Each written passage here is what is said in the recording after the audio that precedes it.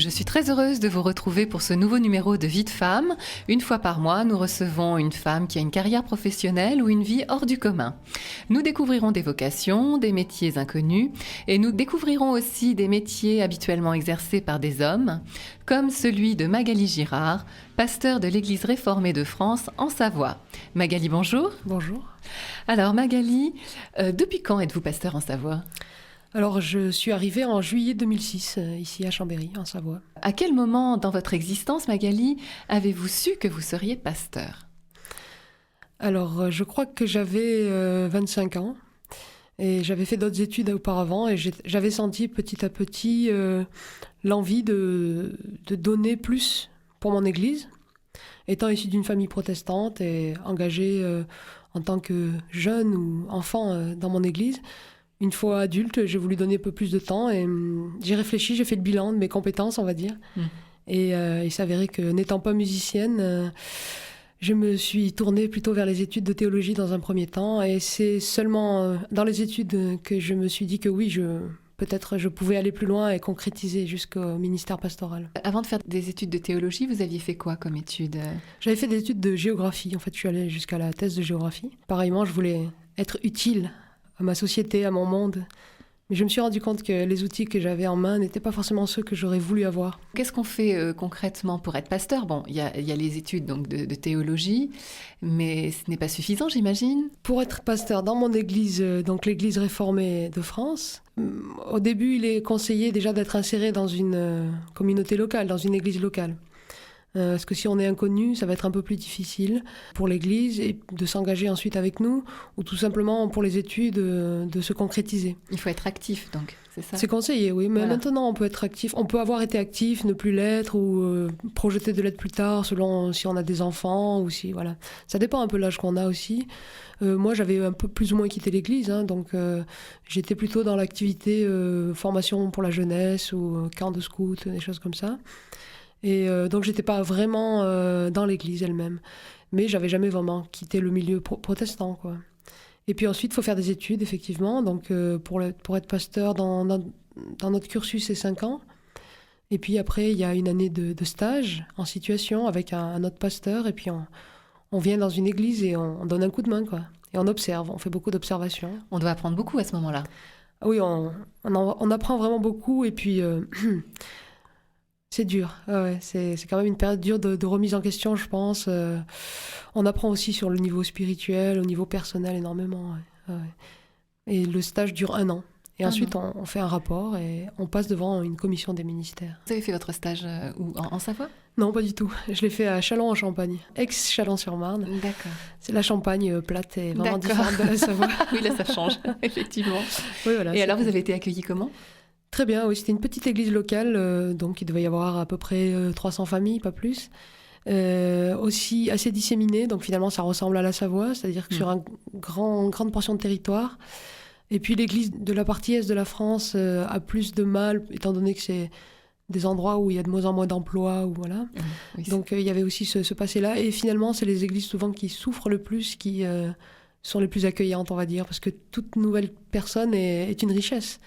Oui. Donc c'est difficile de passer inaperçu ou de rester anonyme. Et puis vu ma situation, je ne pouvais pas l'être, quoi. Il y a plus d'humanité.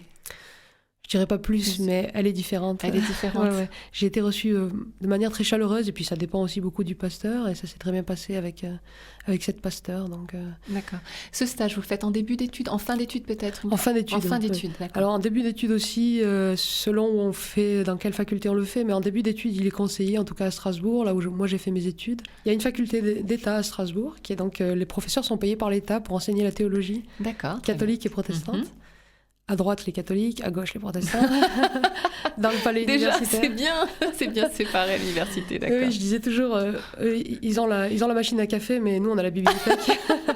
Vous faisiez des échanges de bons procédés ou pas ? Oui, la bibliothèque est bien fréquentée, la machine à café aussi, donc... et voilà, donc... et puis, il y a une faculté à Paris et une à Montpellier aussi. Après, il y en a d'autres, selon les églises évangéliques. Certaines ont créé des facultés.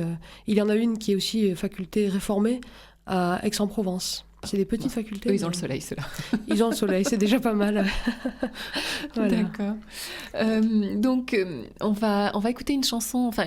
Oui, ce sont des chants que vous avez choisis. Dites-moi ce que c'est exactement.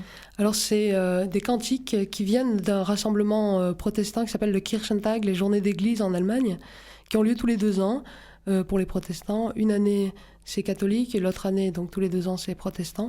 Et ça change de ville, ça change d'État aussi en Allemagne.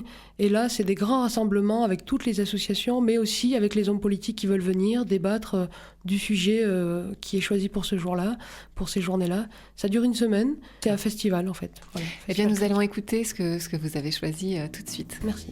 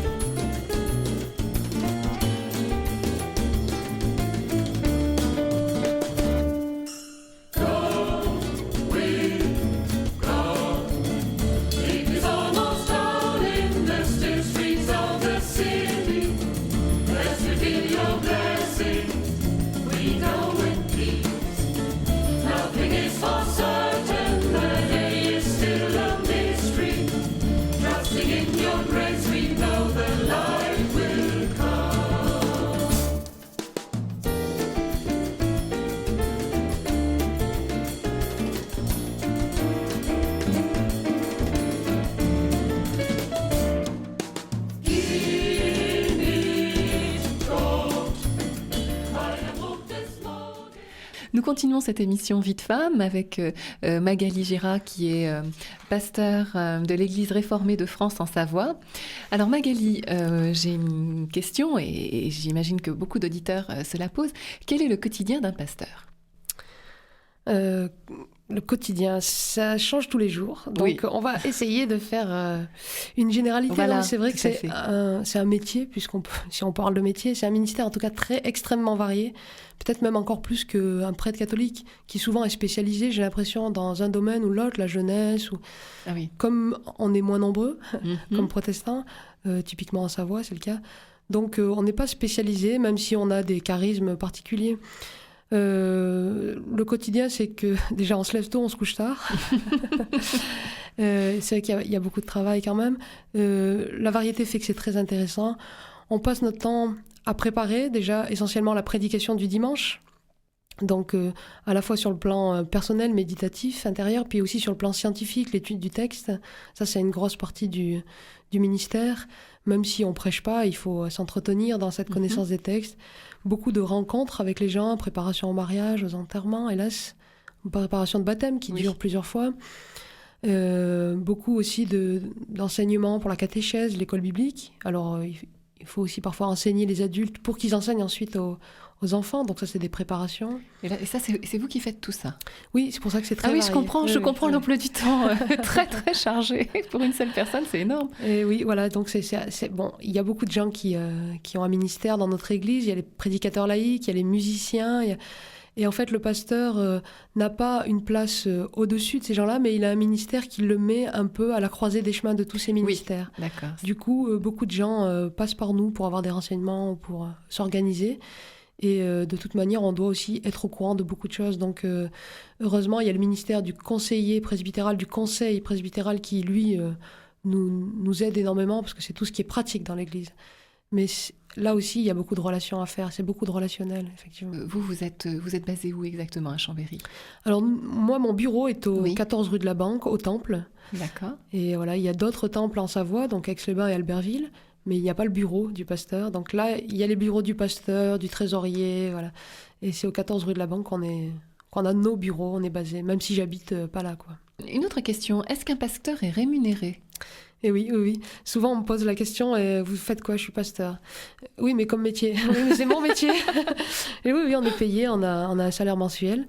On est logé aussi par l'église locale. Du coup, on ne paye pas de loyer. Voilà, donc ce ne sont pas des avantages, hein, ce sont des choses sur lesquelles on paye des impôts, mais ça fait partie du salaire. Après, c'est encore des questions pratiques, hein, comment on s'organise chaque église au niveau local.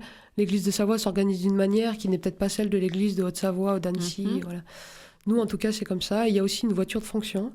Donc, si je fais des kilomètres personnels, je les rembourse à l'église. Mais tout est clairement identifié pour que ensuite les gens qui donnent, ce sont eux qui font le salaire du pasteur. Hein, que les gens qui donnent sachent exactement qu'est-ce qu'il y a une transparence, c'est ce que vous voulez dire. Oui, on est obligé, sinon ça serait pas mal vu, évidemment. D'accord. Est-ce qu'on peut se marier quand on est pasteur ? Oui, oui, oui, bien sûr, on peut se marier. Si on vit en couple, c'est recommandé de se marier, évidemment. Et puis, il y a aussi beaucoup de célibataires, parce que c'est pas une vie facile, donc il y a aussi beaucoup de, hélas, divorcés. Et oui, ça peut choquer beaucoup de chrétiens, mais je le conçois, ça peut en choquer. Mais il y a des divorcés, c'est pas forcément le pasteur qui cherche à se séparer, mais parfois la vie fait que... Voilà. Bien remplie, j'imagine, lui aussi. Peut-être trop remplie, et puis on n'est pas à l'intérieur des couples pour savoir comment ça se passe. Mais oui, il y a des pasteurs divorcés, remariés. Il y a des pasteurs célibataires et il y a des pasteurs mariés avec plein d'enfants. D'accord, on peut se remarier, donc quand on divorce en tant que pasteur, on peut se remarier. Oui, c'est contrairement, la conception du mariage n'est pas la même en fait chez les protestants et chez les catholiques. Donc nous, ce n'est pas un sacrement en tant que tel. D'accord. Parce que ce n'est pas dans l'évangile, donc on n'en a pas fait un sacrement. Donc on a le droit de se remarier. Alors, je vais vous poser une question, évidemment, que je pose à toutes les femmes qui viennent à l'émission. Y a-t-il beaucoup de femmes pasteurs aujourd'hui en France ? Dans mon église, où je dirais qu'il y en a quand même pas mal, oui. Je donnais le chiffre, à peu près un quart, mais je n'ai plus les chiffres en tête, mais je pense que c'est cet ordre-là. Oui, et ça se maintient. Il n'y a pas depuis après-guerre où on a autorisé les femmes. C'est tout nouveau ou...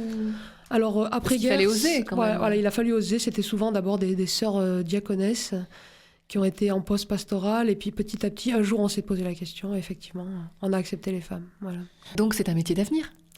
Ah, je pense que c'est un métier d'avenir. Oh, oui. On recrute. D'accord.